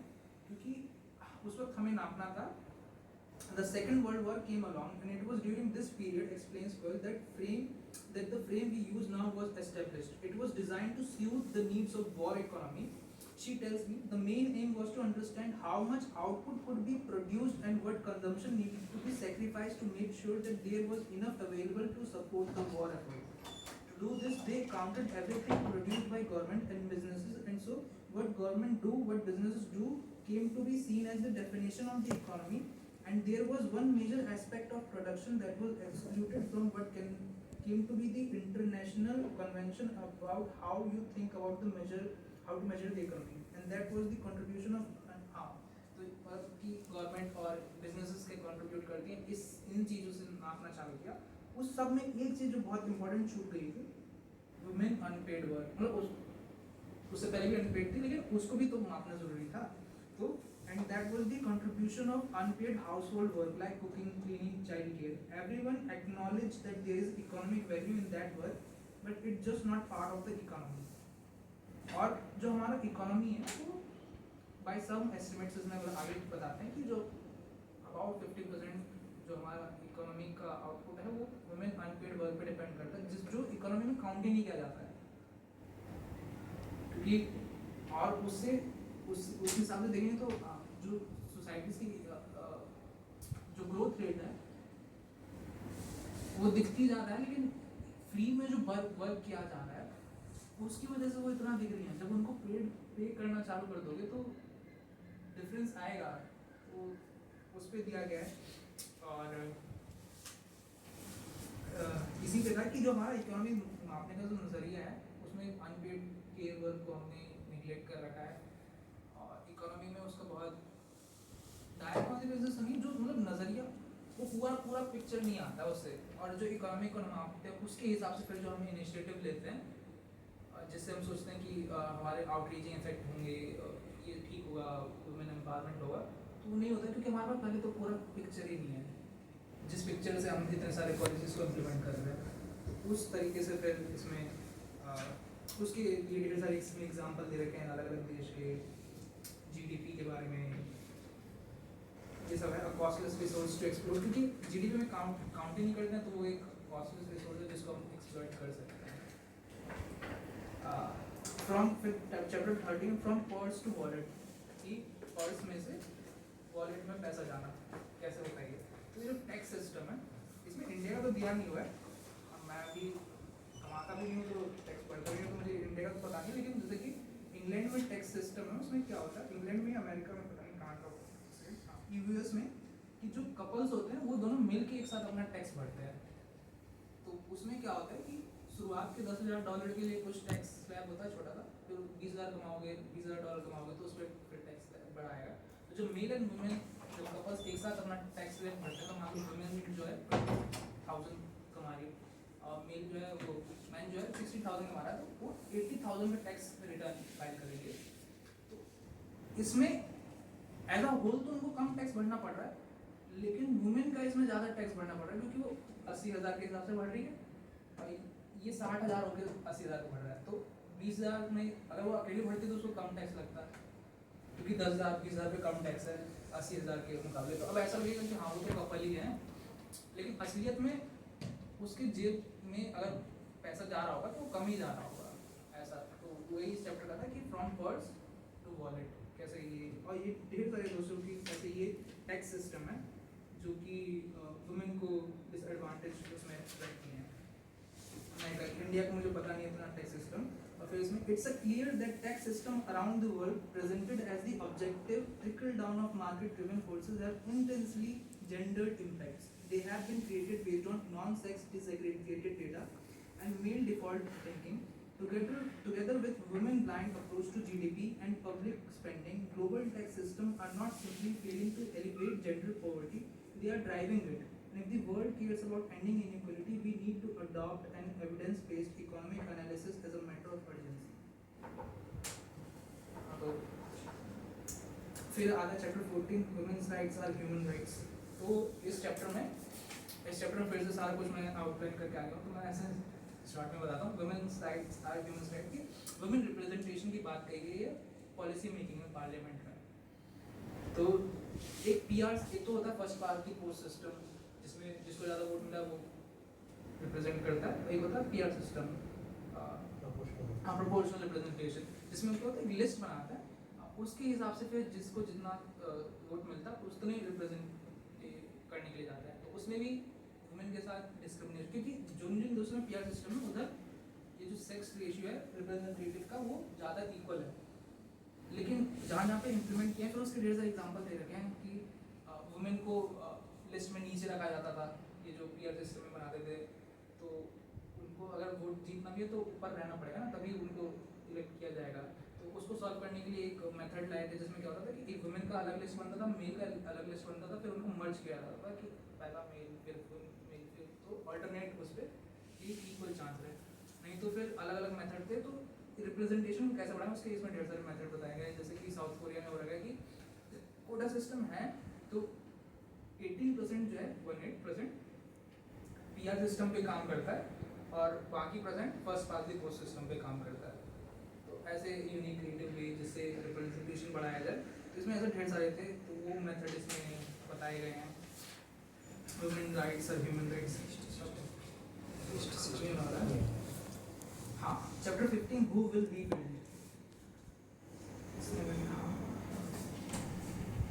ये इसमें वही है कि the failure to include women in post disaster effects can end to parts they build houses without kitchen, जिसका मैंने बात किया था अभी, किचन की बिना ही घरों में आ जाते हैं। Maureen Fordham, a professor of disaster resilience, tells me it was 2001 and an earthquake had just hit Gujarat, a state in western India. Thousands of people died and nearly 4 lakh homes were destroyed.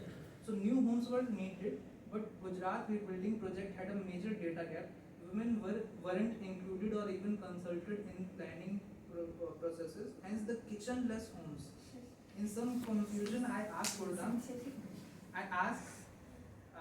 them how people were expected to cook. Well, quite she replies, adding that the homes were also often missing a separate area that usually attached to a house where the animals are kept. Because animal care isn't on the whole a male responsibility, that's women work. If this sounds like an extreme one-off, it isn't. The same thing happened in Sri Lanka 4 years later. It was after the 2004 Boxing Day tsunami, which swept across the coast of 14 countries bordering the Indian Ocean, killing 250,000 people in its wake. And just like Gujarat, Sri Lanka rebuilding program didn't include women, and as a result, they built homes without kitchen. A related issue arises in a refugee camp where humanitarian agency distributed food that must be cooked, but forget to provide cooking fuel. खाना दिया जिसको पकाना है, लेकिन पकाने के लिए कुछ नहीं दिया है। This is where this is coming from, क्योंकि मतलब मर्दों को इतना सामने सब परोस दिया जाता है, वो दिमाग में वो कॉन्सेप्ट रहते नहीं थे कहाँ से आ रहा है कैसे आ रहा है। I just remember the short joke which I made from Facebook. So it's about cleaning toilets.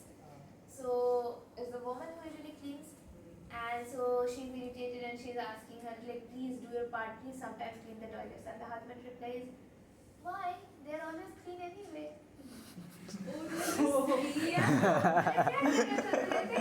मतलब वो दिमाग में नहीं आता कि उसको साफ करना होता है. They're so aloof from the process of it. This also is like, क्योंकि they're even when they're thinking like खाना तो आ जाता है, कहाँ से आता है, अच्छा बनता है क्या, वो concept ही नहीं है दिमाग में. There is this reel on Instagram which is like a man is saying to his friend, dude, this apartment is magical.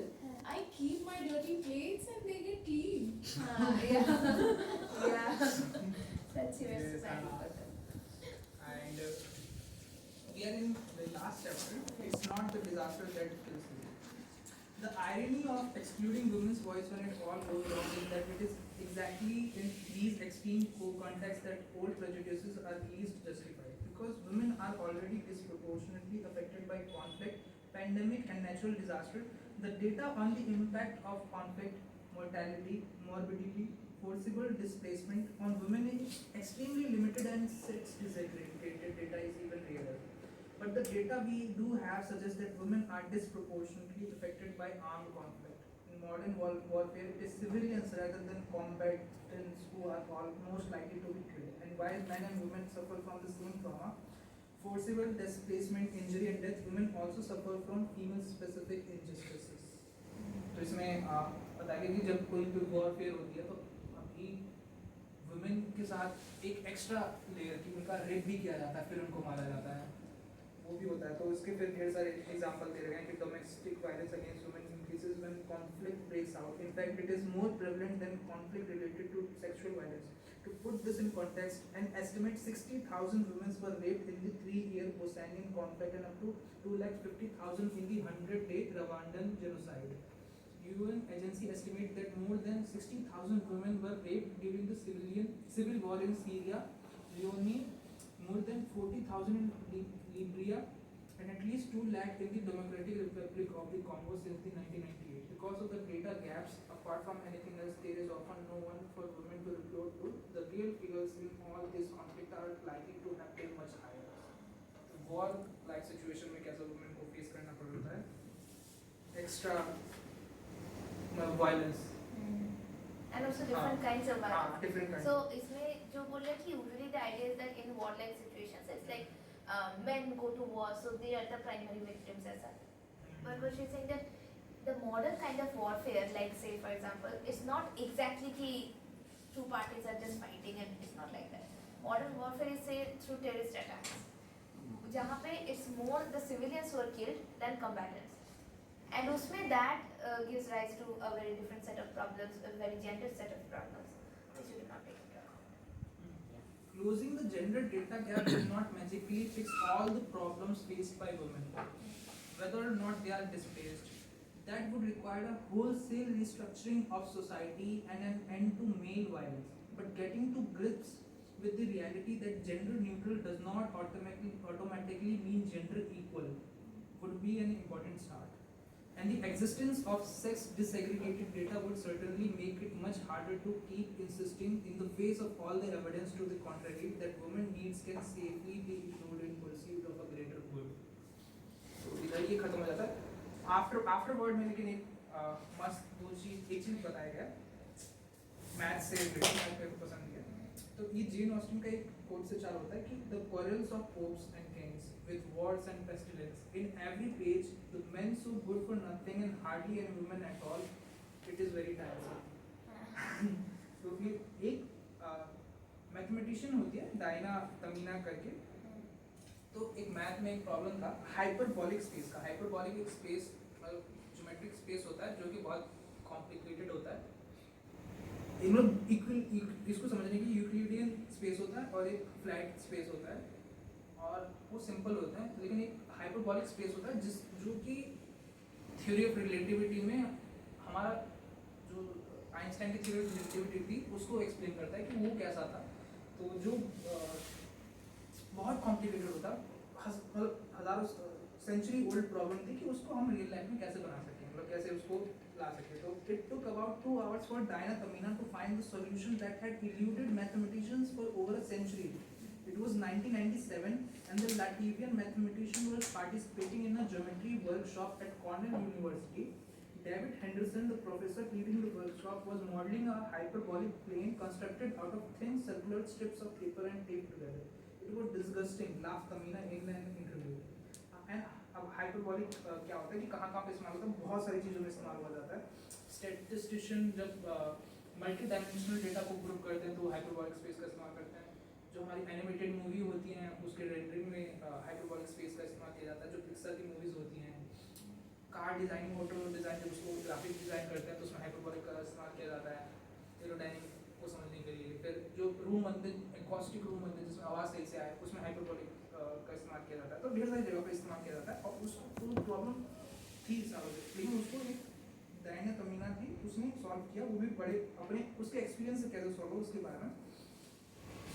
But thousands of years hyperbolic space didn't exist. At least it didn't according to mathematicians who believed that there were only two types of space, Euclidean or flat space, like a table, and a spherical space like a ball. In the 19th century, hyperbolic space was discovered, but only in principle.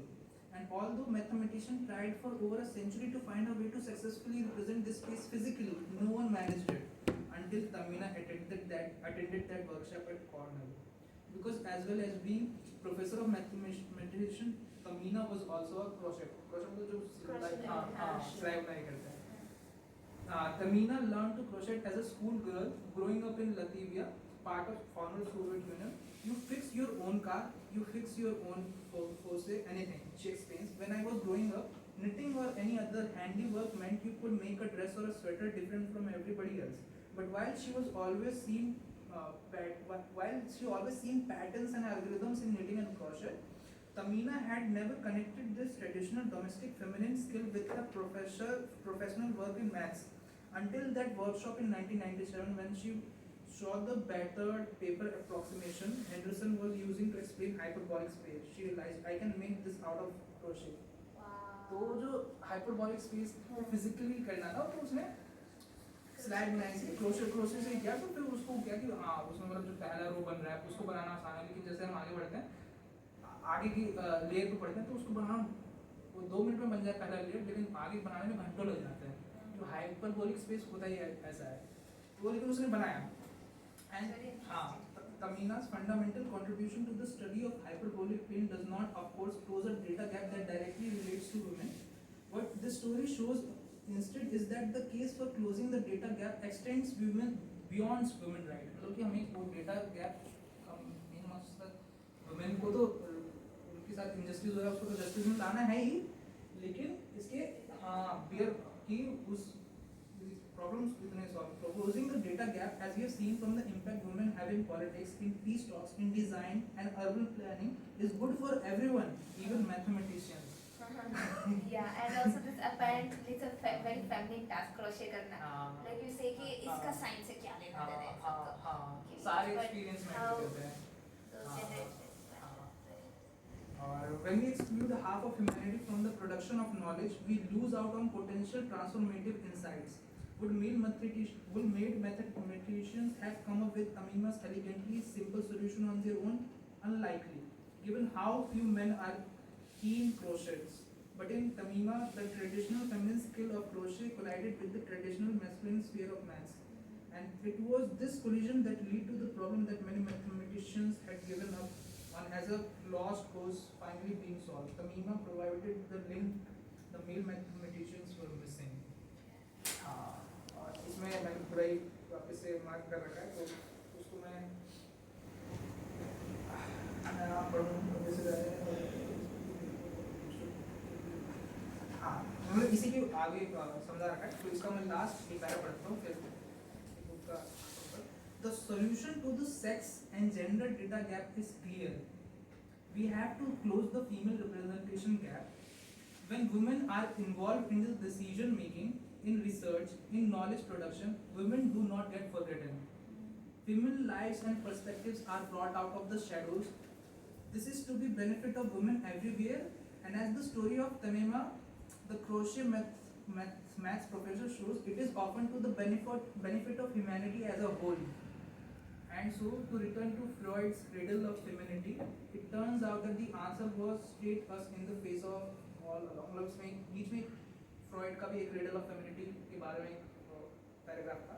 तो and so to return to Freud's cradle of femininity, it turns out that the answer was staring us in the face all along. All people needed to do was to ask women. Nice. And here I finished this book. Now we move on to discussion. Thank you so much. That was very interesting. It's just a set of stories and stories that example, help you think. हाँ, It looks like it's an easy read and Very. it's very interesting. ये जो hyperbolic space बोला वो So cool, yeah. Thanks. Yes. So, how would you like to? What are your observations just from What you the like? reading? What What you did you any enjoy? critique? What has been going on in your mind हाँ. while listening to this? So I mean, like I was just thinking as an LGBT activist. So she's talking about women. I was just wondering whether she talked about trans intersects along by many people as well, because it's on cis women in particular. Yeah, yeah. Not sure whether she has talked about non-binary people. She did talk about them. मैंने वो सुना नहीं, मेरा गलती, लेकिन बहुत कम, उतना ज़्यादा नहीं, मतलब उसमें मेल और फीमेल का मतलब मेल के मेल Gender is हाँ only two. हाँ Yeah, मतलब right. मेल और Yeah. Female will be on all That's gender. a good observation, of course. हाँ. When you bring in queer people, that will open up Just- another new world of possibilities, हाँ. right? Is it toilet वाले में ही शायद था कि नहीं था, मैंने कहीं और पढ़ा था कि ट्रांस वुमेन के और एक्स्ट्रा वो स्पेस वो बोलता है, तो उसमें और लगेगा, तो कहीं कहीं पे है मेन और वुमेन के अलावा भी, लेकिन ज़्यादा नहीं. Okay. हाँ So it's mostly about cis women. हाँ. Yeah, that makes us think. So here the primary target is that the world is mostly masculine, but apart from that, the world is also heteronormative. Yeah. So when we bring in queer ideas, it might be helpful to challenge that. Very good point. What else? Any other stories you could think of? Because it's Any just a observation? story-like thing, just something that keeps you I was thinking about that strike in Iceland, that how 90% of the women they adhere to it, they Yeah, cooperate it. I was wondering, is it possible in India or Iceland तो population भी बहुत कम है. it's not just about the population, it's about intersectionality. There's so many layers of women. और उसका impact ऐसा रहा कि 5 साल पहला elected democratic मतलब और फिर आगे जाके सबसे equal वो बन गया parliament का. हाँ उसका जहाँ अच्छा पे बिना result quota से. आया. हाँ But I can understand what you're trying to say. What I was thinking, India में India में from any caste location, you can try to do that. I think the primary fear of women would be that they would just be beaten up. Yeah. They cannot just say that well, I'm going to cook. They'll be beaten up. They could be killed. There is this Aurat March every year on 8th of March in Pakistan. It's so interesting. It happens all across, but in opposition to it, there is this Haya March by conservative people. That so the slogans of that march is so interesting. They are so subtle and simple. They are just like "Apna khana khud garam karo." That's it. And men get angry over Just that. by that. But they give newspaper clippings of women being killed for serving cold food. Or apna moza khud doondo. So they reply, the Haya March women and the men they reply that pehle tum apna dupatta doondo and these Oh things. my God. But it's so interesting that it's happening just in our neighbor like country. over South Asian culture, it's not very different. Yeah. But something like this, I don't know, has it happened in India, something like that? Because it happens every year in Pakistan since 2018, I think. It's so interesting. Everyone should go on Instagram and just see the slogans. It's actually very The interesting. slogans are really nice. Wow. And they try to include trans people, they try to include minority also. They get criticized a lot कि अरे ये तो foreign conspiracy है. वो तो usual. I think South Asia में कुछ भी हो तो वो foreign conspiracy होता है. Okay, but that's very interesting. But yeah, despite trying to keep it very subtle, very soft, मतलब demand is ये भी नहीं बोले कि खाना बनाओ, गरम करो. खाना उसमें भी they are engaged. Yeah. My God, that's very interesting. और इंडिया ऐसा इमेज है कि पाकिस्तान में पूरी मोर एक्सप्रेसिव है, फुटबॉल का गाना पता है, ये वो गाना पता है, लेकिन इंडिया में वो चीज़ें नहीं हुई हैं. तो इंडिया और भी ज़्यादा एक्सप्रेसिव है इस तरीके से.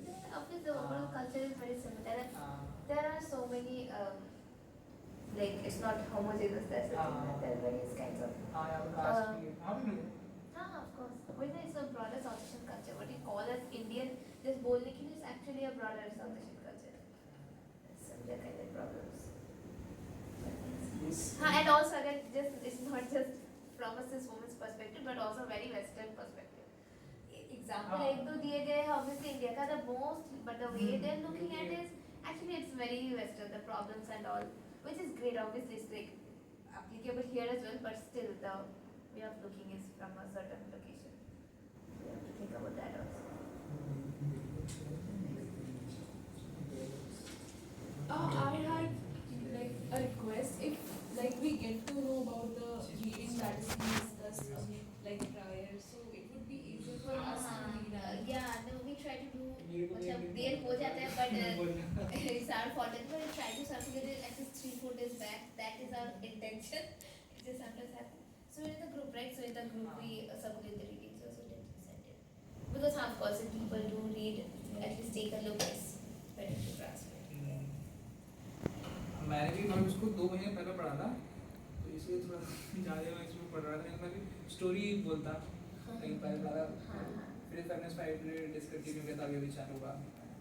नहीं, बात यही है ना कि जैसे तुमने 2 महीने पहले पढ़ा और ग्रुप में किताब कल शाम को आया है ना, तो लाइक हमें कुछ भी नहीं पता है कि मुझे क्या बुक क्या है. लेकिन मेरे भी करना था इधर क्योंकि मन आया.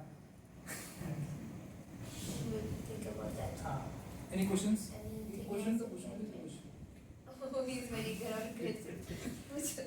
So I mean, like when you talked about food, I mean, you mentioned the example of plum. Arthur mentioned the example of plum.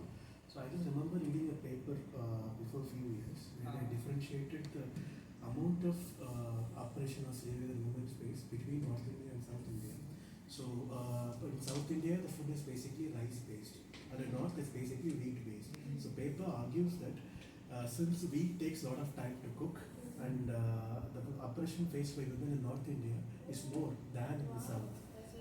So rice it generally doesn't take that much time to cook, and you need not you just have to prepare for it one time a day, and it and pure din chalta hai usko. But in the north, wheat has to be cooked. I mean, there's a lot of requires a lot of process, rotis and everything. So it takes a lot of process. In North India, women are not able to go out of their homes easily as their counterparts in South. So there were lots of examples given. One when you mentioned about plow, related food. So a type of food that we eat at our homes, it directly it influences how much freedom the woman gets. It's just my personal observation. Isn't the food that is being made in South India, which we like, there is, I know there are variety of foods, but most popular are idli, dosa, and then there are put and idiyappam also. But don't they take lots of processing? Like you soak them, then you have to grind them, then you have to ferment them, then and I know making roti is more hard work than just putting rice. But Particularly after advent of fridge, I mean, sorry for mansplaining. So I mean, yeah, no.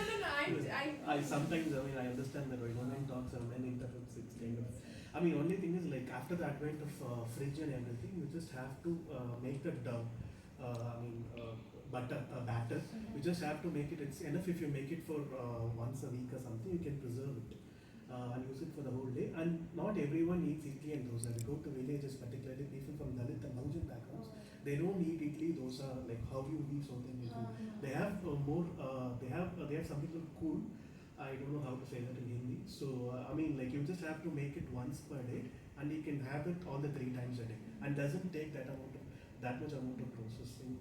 It's not like rotis are typical South Indian food that you use. So when it comes to villages from the rural thing, the amount of processing required is very much less compared to north. But we have come with various ways of food and festival. Odisha has a tradition of celebrating menstruation every year for 3 days. The name of the festival itself comes from the Odia term for menstruating women. And what happens is what they say is that traditionally women didn't used to cook on that day at all. So what they have is they prepare sweets and all are prepared beforehand. They're kept at home, and on those 3 days plowing is not done because it's considered that the entire concept is the Mother Earth is menstruating, so you don't trouble her during those times. So on those 3 days plowing is no farming activity is done, and women are spared from cooking and all. Which sounds like from the surface, it sounds like a very nice idea. For 3 days there is no cooking and nothing, there are sweets. But then who prepares the sweets? Yeah. Men don't go into the kitchen and Yeah. prepare the sweets. There is like a traditional cake that they prepare, and then that process entire, I don't think that can be done with gas and everything. People try to make it through pressure cookers and everything, but the thing is traditionally to be prepared, they have to put the batter in like a kadai, like iron skillet, and then uske upar se you put more coal and half burning stuff, so that upar se bhi garam hai, niche se bhi garam hai, which just creates more toxic fumes and more work for women at the end. And that doesn't even translate to being like Odia culture, oh my god, we celebrate menstruation, so we are very forward and accepting about our daughter's menstruation, which is not true. When I first menstruated, I was like, don't touch this, don't do that, don't go there, don't go here, just sit in a room like a doll. And then it was like, oh my god, you have it so nice. We used to be locked in a room for 7 days. So that's a reality, right? Like you see, it's from the surface, it seems like a very nice. You don't have to work. We respect women. And even online today, I see you see it's a new trend. I don't want to comment on it. It's a new trend of people coming back to Indian culture, celebrating Indian cultures on Instagram and Facebook. You see each day, right? Yeah. So during those 3 times during June, everyone will be like, oh my god, see our culture is so nice. We're celebrating menstruation, women empowerment, blah blah blah. Real feminism. Real feminism. But then what do you actually do with the feminism? And I'm not talking about city feminism. 90% of the population does not live in cities. Yeah. You go to villages. villages, you go to smaller towns, this is the reality there. When the people who have access to this social media, they're enjoying romanticizing it. They're actually They don't take They don't time. Even during normal festivals, it's our mothers, they do all the cooking Yeah. and what is the festival? They need to do more cooking and cleaning Exactly. during the festival. like even से दिवाली के पहले वही the fact that कि you पापा की छुट्टी रहती है तो चित्र बनाते हैं, मम्मी की छुट्टी रहती है काम से तो घर का काम करती हैं. yeah that's what they are saying. That's the thing, and then which reminds me back to that tautology remark they say, like tautology of working women. In linguistics and stylistic and in English papers and anyone has read, tautology basically is a term for something which you have to say twice. Basically, if I say my own father, so I said my father, own was not needed there. So working women. So women basically means you work all the time. Society has prescribed that, so you don't need to working on that. That makes a tautology, which you made a very nice observation I found. Yeah. Very interesting. Really nice points. But I think we should end because it There is is quite. one observation, not related to this, but about women and labor. The thing is when women are doing labor, sometimes it is considered that this labor is free in a sense, because two observation or two professions, like जैसे हलवाई का एक job होता है.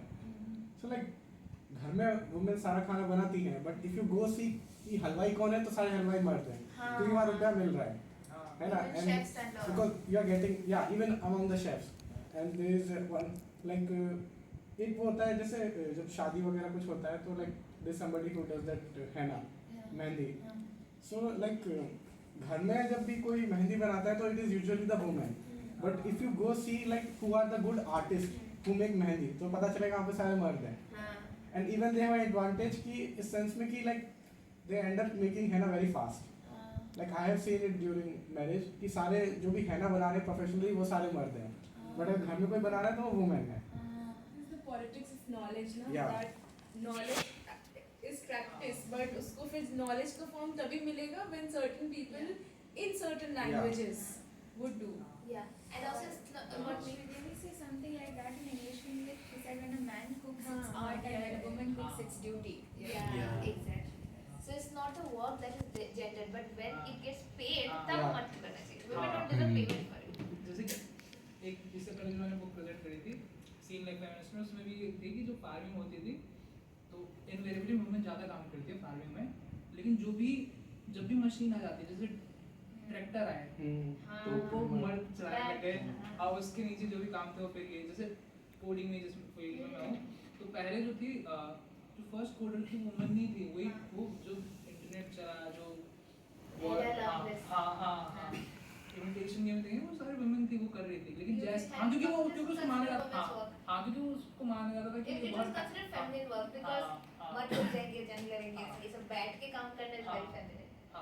और जैसे ही उसका Value बढ़ गया तब जाके फिर लेके सारे पैसे. मर्द आगे क्या भाई During World War also, you always see that women gossip a lot, right? बहुत ज़्यादा बात करते हैं. During World Wars, there was a trend of passing messages through Girl Scouts rather than boys because they found out that the Boy Scouts used to give out information but the girls kept it a secret.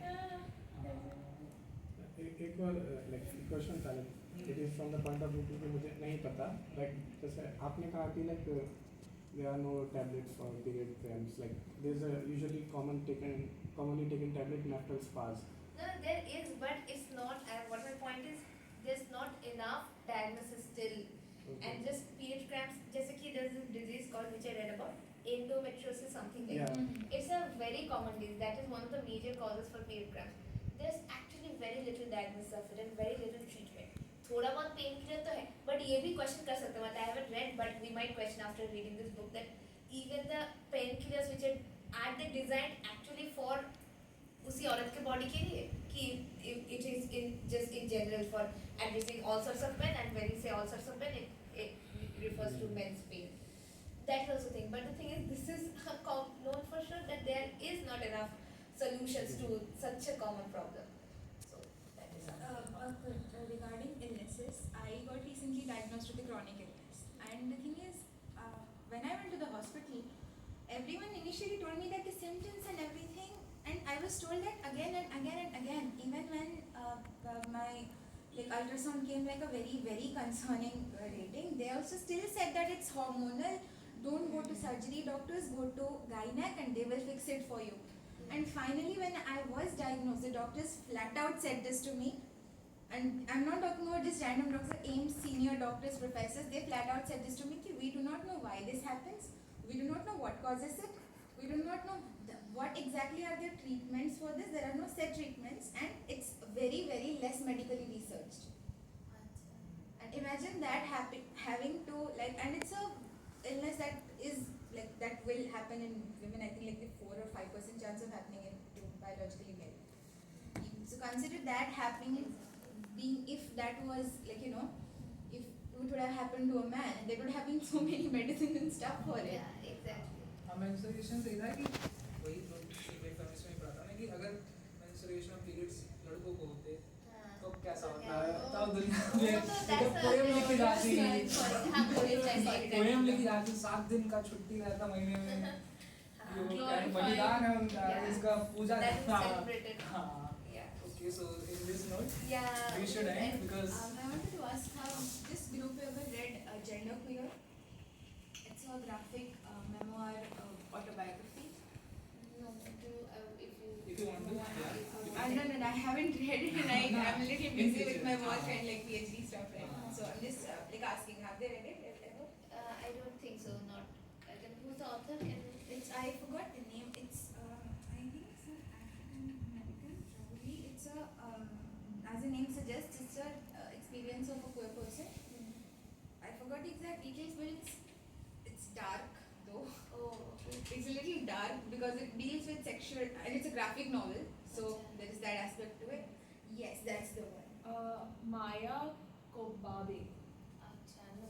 So No. it deals with sexual harassment, sexual trauma, that sort of thing, and it's, since you mentioned trans and all, so, and we know feminist doesn't just mean women, so this is also a thing that we can diversify the readings and not just focus on society. But we have had we lectures used to on have- queer theory, but not particularly this one. But if you do want to, we used to have screenings of documentaries and वो भी होते थे, direct texting ही पढ़ते थे.